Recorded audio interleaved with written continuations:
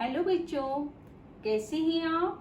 आशा करती हूँ कि आप स्वस्थ होंगे और अपना ध्यान रख रहे होंगे। बच्चों, आज मैं आपको कक्षा 9वीं हिंदी पाठ 9वां कबीर की कुछ साखियाँ समझाऊंगी। बच्चों, हम कबीरदास जी की साखियाँ पढ़ने से पहले आपको कबीरदास जी के बारे में कुछ बताऊंगी।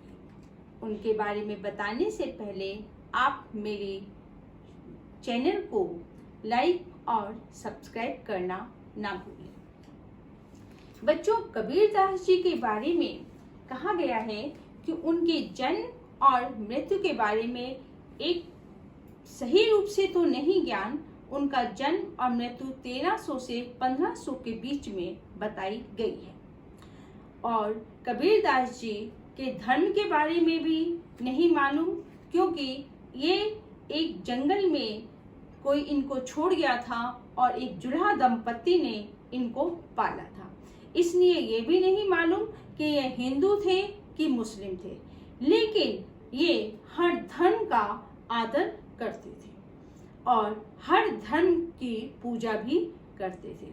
कभी भेदभाव नहीं किया और सबको एक समान देखा। उन्हीं कबीरदास जी की साखियां आज मैं आपको समझाऊंगी। बच्चों, कबीरदास जी का एक दोहा है जिसके माध्यम से उन्होंने लोगों को कहा है, कबीरा खड़ा बाजार में मांगे सबकी खैर, न किसी से दोस्ती न किसी से बैर। ये उनका दोहा था। अब मैं आपको इनकी साखियों का अर्थ समझाऊं।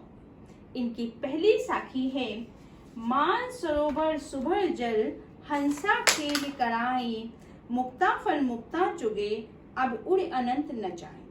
यहाँ पर मान सरोवर का अर्थ है कि एक स्वच्छ झील जो जल से भरी हुई है और उसमें हंस खेल रहे हैं। मान सरोवर जो झील है वो स्वच्छ जल से भरी हुई है और हंस उसमें खेल रहे हैं। मुक्ता फल मुक्ता चुगे अब उड़ अनंत न जाए। जब हंस को उसी झील में मोती मिल जाता है तो उसे अन्य कहीं जाने की जरूरत ही नहीं है। यहाँ पर लेखक ने, कबीरदास जी ने मान सरोवर को मतलब मन रूपी झील कहा है और हंस को साधु बताया है। उन्होंने कहा है कि मन रूपी झील में साधु जो है भक्ति रूपी मोती को चुग रहे हैं और उनको इसमें इतना संतोष, इतना आनंद मिल रहा है कि अब उसे कहीं और जाने की जरूरत ही नहीं है। उनको इतना यहाँ पर सुख मिल रहा है कि अब वो कहीं और नहीं जाना चाहते।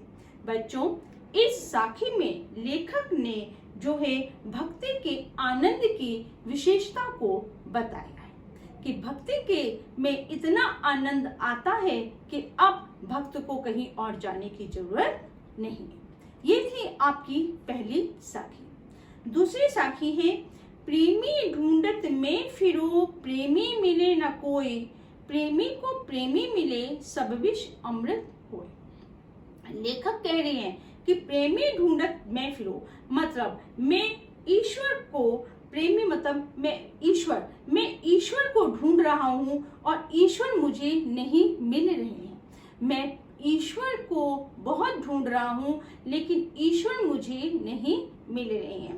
प्रेमी को प्रेमी मिले। यहाँ पर बच्चों दो प्रेमी आए हैं।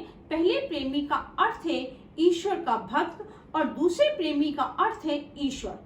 प्रेमी को प्रेमी मिले। जब ईश्वर के भक्त को ईश्वर मिल जाते हैं, भगवान के भक्त को जब भगवान मिल जाते हैं, सब विष अमृत होए मतलब अंदर की जितना भी जहर है वो अमृत में बदल जाता है। कहने का मतलब ये है कि अंदर की जितनी भी बुराइयां हैं वो अच्छाइयों में परिवर्तित हो जाती हैं। अंदर की जितनी कड़वाहट है वो सब निकल जाती है और उसकी जगह अच्छाइयां प्रवेश कर जाती हैं। जब भगवान के भक्त को भगवान मिल जाते हैं। ये थी आपकी दूसरी साखी। आशा करती हूँ आपको समझ आ गया होगा। धन्यवाद।